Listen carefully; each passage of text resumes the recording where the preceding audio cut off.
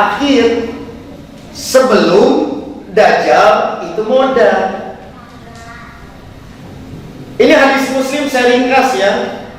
Nanti detailnya silakan di YouTube Sigaba atau Dialog Islam bisa dilihat kembali. Imam Mahdi nanti kita bahas dinta akan melaksanakan sholat subuh. Maka jamaah sudah siap akan sholat berjamaah dipimpin oleh rajulun sholihun. Posisi mereka dikepung oleh Dajjal dengan 70.000 Yahudi Isfahan. Maka turunlah Nabi Isa diantar oleh malaikat. Itu kejadiannya subuh. Maka Nabi Isa disuruh untuk mengimami, tetapi Nabi Isa menolak bahwa ini adalah hak antum, takrimatan minallah, sebagai pemuliaan dari Allah bagi generasi ini. Beres sholat, maka kata Nabi Isa, coba buka gerbang. Cek bahasa Prancis, nah ya, ngalen ngebanalen, ngalen ngebanalen, ngasih milenial, itu bahasa Jerman. Jadi dikepung. Nah, kejadian ini Nabi menyebutnya di masjid bermenara putih di Damaskus. Maka setelah itu diudag Dajjal. Nah, Dajjal diudag tumpakna kalut. Sementara si Yahudi kocar kacir. Biarkan dulu Yahudi kocar kacir malah dibahas. Kurang tinggali hadisnya. Maka Nabi Isa mengejar Dajjal di Babylon.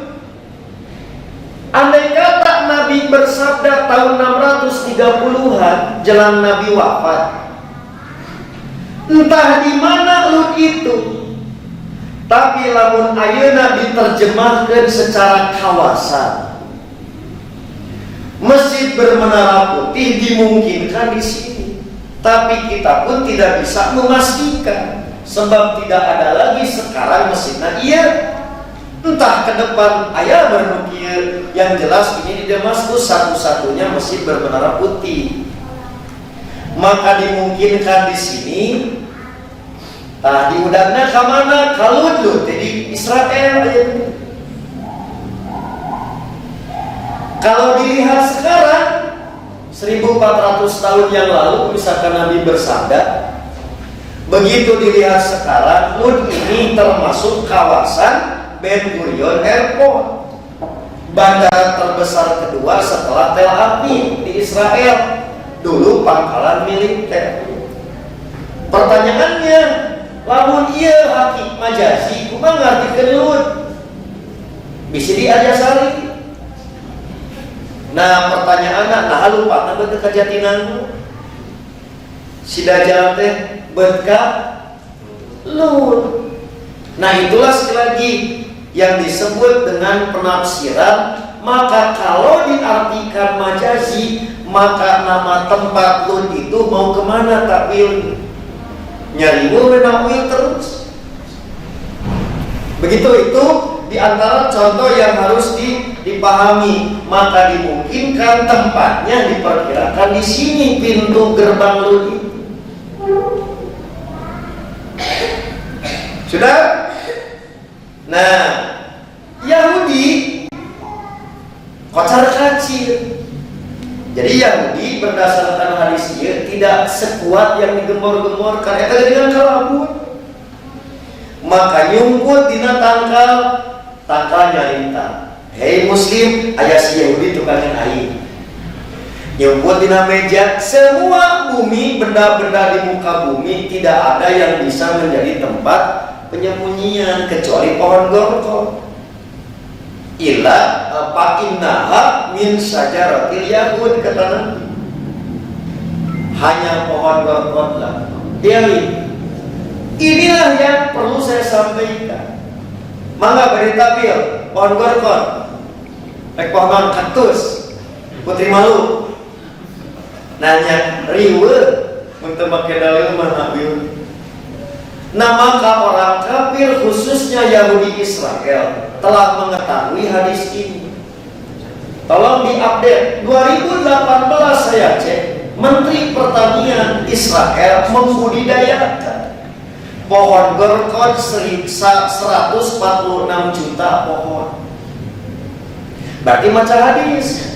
Urang mah kakara apal ayeuna si Yahudi geus dibaheula. Nah, jadi saya tutup sesi ini. Bisi Bapak Ibu bade umroh simkuring nitip pangnyandakeun bibit pohon gorkon. Urang kelak di Cipaci.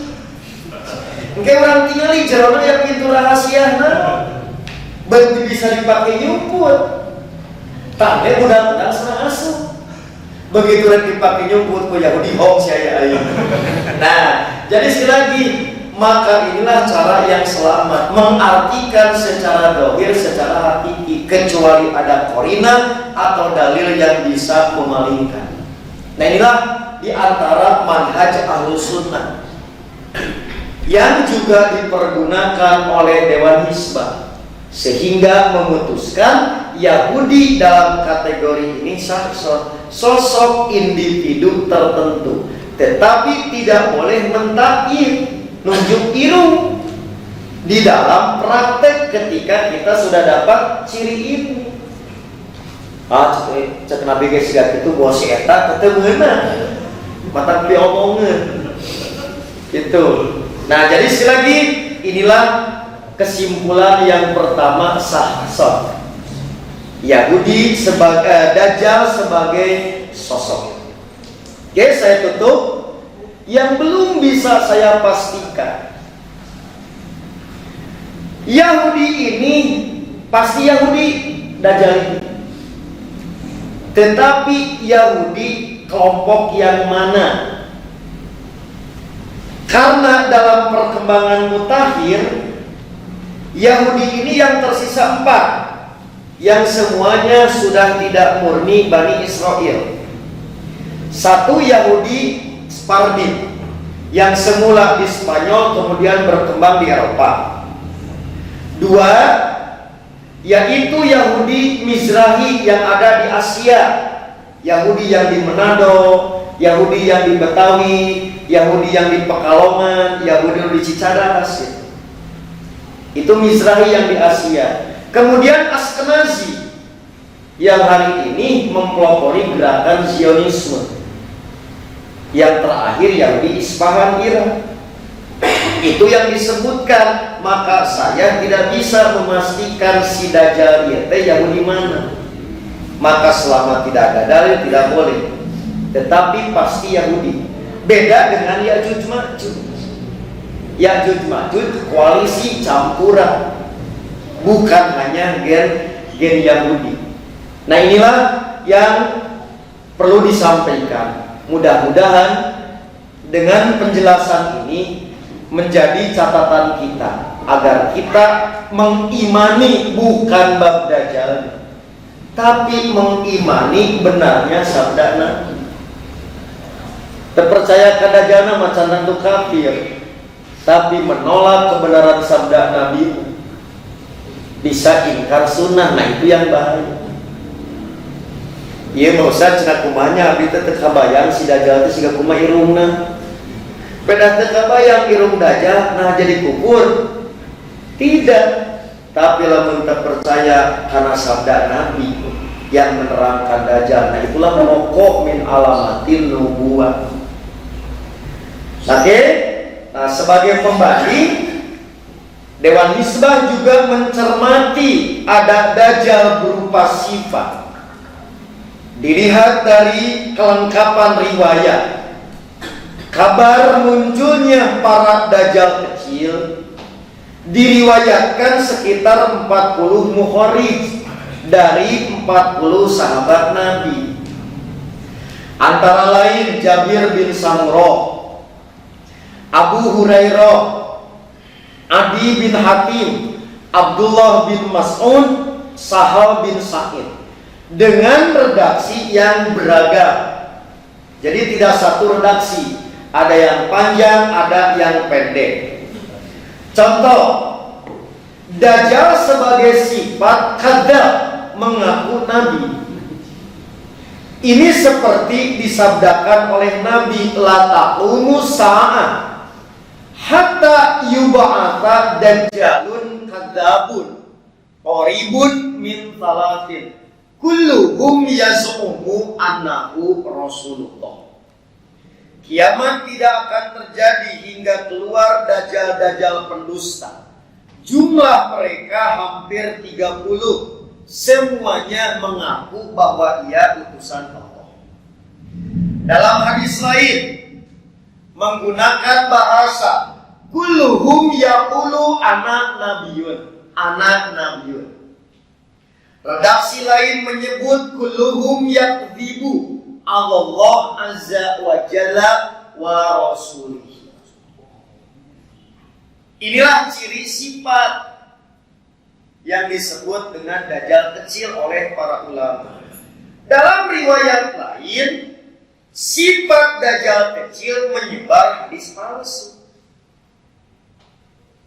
Seperti yang Nabi sabdakan, yakunu fi akhiriz zaman dajjalun kadzabun yatunakum minal ahadithi bima lam tasma'u antum wala ababukum. Akan ada di akhir zaman para dajjal pendusta membawa hadis-hadis kepada kalian yang tidak pernah kalian mendengarnya, dan bapak-bapak kalian juga belum pernah mendengarnya. Fa iyyakum wa iyyahum la yudillunakum wa la yaftinunakum. Maka jauhilah mereka oleh kalian sehingga mereka tidak dapat menyesatkan kalian dan tidak pula memfitnah kalian. Ini hadis riwayat Muslim. Lihat Bapak Ibu. Kalau tadi hadisnya harus dimaknai hakiki, kenapa ketika menghadapi hadis ini diartikan majazi? Karena Nabi tidak menyebut sosok individu tertentu. Nabi hanya menyebut sifat yaz'umu annahu rasulullah, yaqulu ana nabiyyun, yakdzibu Allah wa rasuli. Dalam hadis lain yaktunakum bil hadisi malam tasma'u. Maka itulah menunjukkan sifat, sehingga tidak boleh hadis ini dimaknai hakiki sosok tertentu, karena Nabi menyebutnya sifat. Nah, akhirnya sabda Nabi ini ternyata dibuktikan oleh sejarah dan fakta. Namina misdak kadek. Jadi misdak itu bukan alat tafsir menafsirkan hadis, tetapi benarnya sabda Nabi terbukti gitu. Namina misdak. Maka misdak ini diketahui berdasarkan sejarah bahwa ternyata tidak ada satupun kehidupan umat Islam yang kosong dari para dajjal. Sejak zaman Nabi hingga jelang kiamat nanti. Salah satu di antara misdak seperti yang disampaikan oleh Badruddin Al-Aini di dalam kitabnya Umdatul Qori Syarah Sahih Al-Bukhari di jilid 24 halaman 215. Sungguh di antara mereka sudah banyak yang ditemukan. Semoga Allah memperlihatkan mereka lalu membinasakannya. Mari kita belajar sejarah sebagai misdak, bukti nyata benarnya sabda Nabi. Maka saya kumpulkan sejak zaman Nabi sampai hari ini berdasarkan sifat. Inilah yang dimaksud dengan misdak dalam sejarah. Coba dicek kaca-kaca belakang. Oke, semua para ulama sepakat. Sungguh bukti itu telah nampak di akhir masa Nabi, maka muncullah Musailamah Al-Kadzab di Yamamah, Al-Aswad Al-Insi di Yaman, Lalu muncul Tulaiha bin Khuwailid di Bani Asad bin Khuzaimah. Dan ada seorang nabi palsu perempuan. Berdasarkan sejarah namanya Sajah binti Al-Haris di Bani Tamim pada masa khilafah Abu Bakar. Maka sejarah memberitahukan Al-Aswad Al-Ansi dibunuh sebelum wafatnya Nabi. Musailamah dibunuh pada kekhalifahan Abu Bakar. Tulaiha bertobat dan mati dalam keadaan Islam berdasarkan riwayat yang sahih pada masa kekhalifahan Umar. Dan juga dinukil satu keterangan bahwa Sajah juga bertobat. Kemudian muncul dajjal kecil dari kalangan Syiah, terutama Syiah Kufah, dengan munculnya Al-Mukhtar bin Abu Ubaid At-Taqafi yang menjadikan pelopor gerakan berkabung hari Asyura untuk memperingati peristiwa Karbala. Itu tokoh lokal asalnya.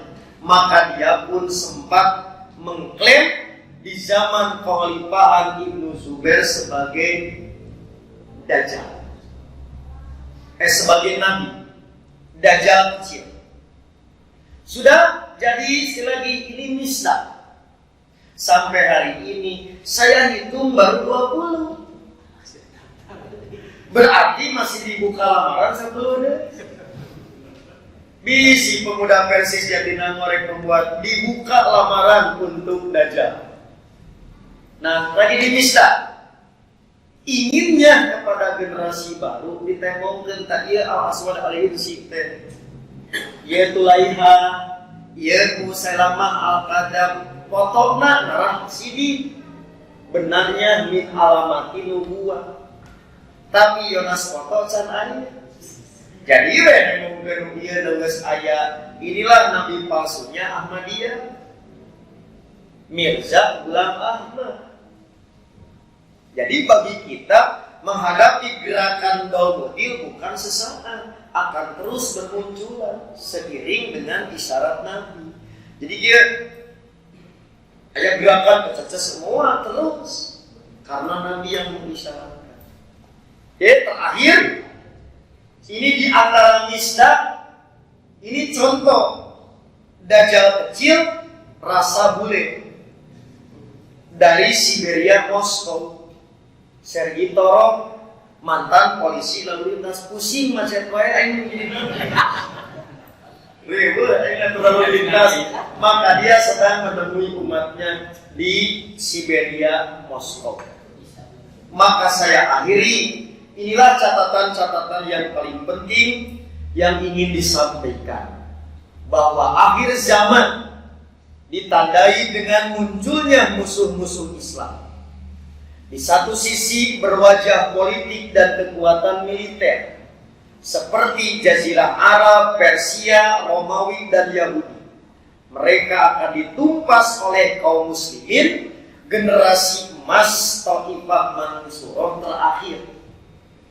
Sementara dalam event yang lain, generasi Thaifah Mansurah yang dipimpin oleh Rajulun Solihun dengan sifat Mahdi itu akan menghadapi musuh berwajah lain berupa gerakan penyimpangan keagamaan yang disebut dengan Dajjal kecil. Maka ini semua terjadi sebelum peristiwa Dajjal Al-Masih. Maka mudah-mudahan inilah yang menjadi catatan penting untuk menegaskan apa yang dimaksud dengan keputusan sidang Dewan Hizbah. Dajjal ada yang berupa sifatan dan Dajjal ada yang berupa sakson atau sosok. Mudah-mudahan apa yang disampaikan menjadi ziyadatan minal ilmi agar akidah kita tetap salimah dan kita tidak bertindak serampangan untuk memalingkan setiap sabda Nabi sekiranya tidak memiliki korina atau dalil pendukung yang memungkinkan metode itu absah dilakukan, maka menggunakan pendekatan manhaj dzahir, manhaj hakiki, dan menempatkan manhaj majazi secara proporsional, itulah cara yang lebih selamat. Sebelum ditutup, sekiranya ada hal-hal yang ingin ditanyakan, baik terkait tema terkait atau masalah lain, dipersilakan. Ada beberapa saat yang dapat kita manfaatkan untuk dialog atau tanya jawab. Aqulu qali hadza wa astaghfirullah li wa lakum. Bersalah. Tapi kita sekalian terus gabungan ini. Ya, sebutkan nama, domisili dan hobi. Oh, status. Nama Egi Eka Pribadianto di PC Jatinangor, domisili di Pasir Langka, Cipacing. Pasir Langka, Cipacing ya. Boleh diteruskan Ustaz, di dunia ini kan terdapat manusia teh, ada orang yang beriman yang tidak beriman. Orang yang beriman itu orang yang menginginkan kemuliaan, pasti mengharapkan surga saatnya, sehingga dia mempelajari ajaran Allah dan yang disampaikan oleh Rasulullah. Nah, berbicara mengenai Dajjal, apakah pada saat ini ada orang-orang yang mereka menginginkan atau sedang mempelajari ajaran Dajjal? Nah, apakah ada Ustaz? Yeah. Apakah itu hanya berita-berita seperti hoax atau dari film-film gitu Ustaz? Nah, pada saat ini ada orang yang ingin mengikuti Dajjal dan sedang mempelajari ajaran Dajjal gitu Ustaz. Ya lihat, kalau membanding dua hadis, keadilan, kesejahteraan tak akan pernah tercipta selama para penjahat. Nah, ayat, maka mereka lah yang harus ditumpas. Oleh siapa? Taifah Mansuroh, yaitu Jazirah Arab. Setelah itu Suma Farisa Persia. Setelah itu Suma Rum, kemudian Rum. Yang terakhir Dajjal. Berarti posisi Dajjal ini puncak kejahatan di bidang keagamaan. Maka orang yang selama ini merasa dijaya nanaon dibanding jeung Dajjal, maka mereka berusaha mencari rahasia naon kedijayaan Dajjal. Karena itulah pelajaran penting bagi kita apa? Ada cantang tuh orang halaman masa ini, tapi yakini anak cucu orang di masa depan entah turunan kasabaraha pasti ngalamin. Nah, jangan sampai pada saat mengalami peristiwa-peristiwa ini anak cucu kita salah bersikap. Nu itu mah dengan rahasia lantaran hayang menduplikasi kehebatan Dajjal. Paling tidak kata Nabi, mereka akan jadi pengikut setia. Ada 4 pengikut setianya. 1 sudah pasti orang kafir secara umum. 2 Yahudi. 3 kaum muslimin awam. Yang keempat yang mengaku Islam, kaum elit cari selamat. Nah, mereka lah yang akan mencari peluang-peluang untuk Dajjal. Maka disitulah terlalu gulul berlebihan sampai mencoba membuat teknik konspirasi. Nah, itu yang bahaya. Kalau itu perkiraan terserah, tapi kalau memastikan akan demikian itu yang tidak boleh. Nah, 2, anak cucu kita jangan sampai salah berpihak. Yang harusnya jadi garda revolusi Nabi Isa malah jadi sarpamna Dajjal. Contoh, kurang teh mawat cari tertis di kuburan. Saur Nabi kan sampaikan dariku salam kepada Nabi Isa, lamun ngalami kurang teh amanat ke budak kurang jam disingkep pada Nabi Isa salam tinini. Nih disinaros Nabi Isa saha nini teh jeung apa ti mana ka Nabi Isa kapan tos kajian di Cipaci.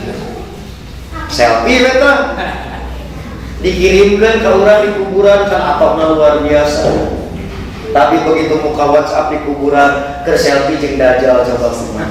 Nah, itulah kesalahan yang sekarang ini terlalu justru menggulul mendalami. Tapi bagi mereka yang 4 kelompok itu dimungkinkan, kata Nabi, mencari-cari rahasia untuk kekuatan Dajjal, karena mereka memang menjadi pengikut.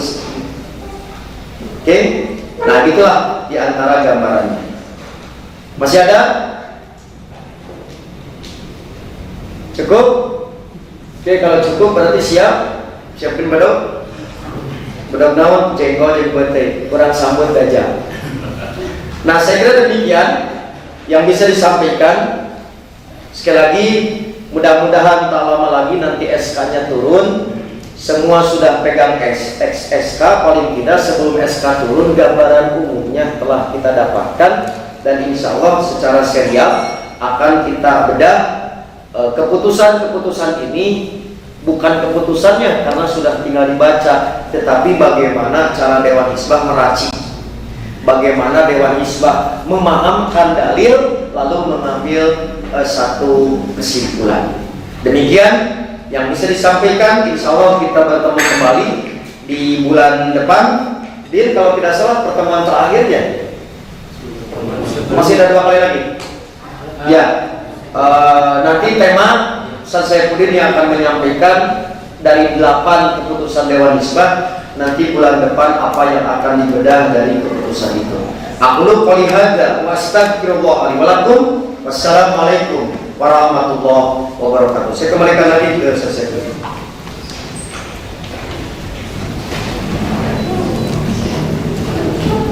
Sahur. Saya kembalikan.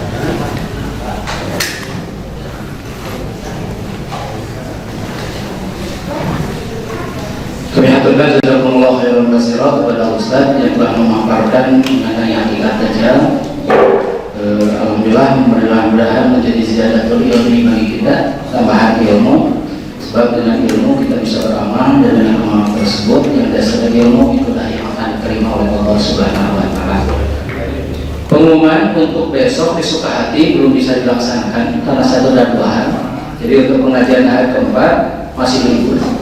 Terus insya Allah Ustaz ada 1 pertemuan lagi mungkin sebelum kita menghadapi Ramadan.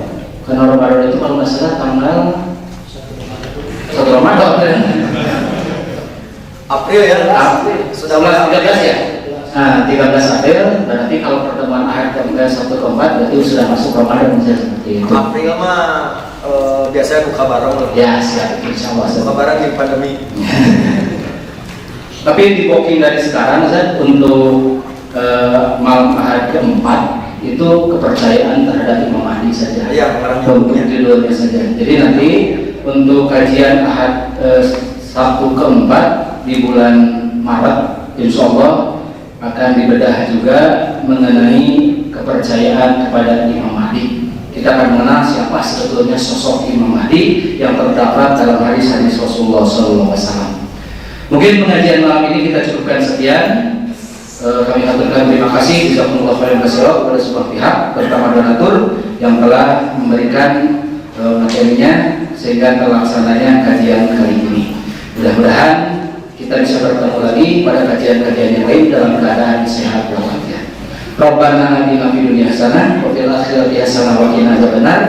Qul qouli hadza wa astaghfirullah li wa lakum wa afu minkum. Assalamualaikum warahmatullahi wabarakatuh. Yang di maraton lah. Kalau jadi foto vaksin.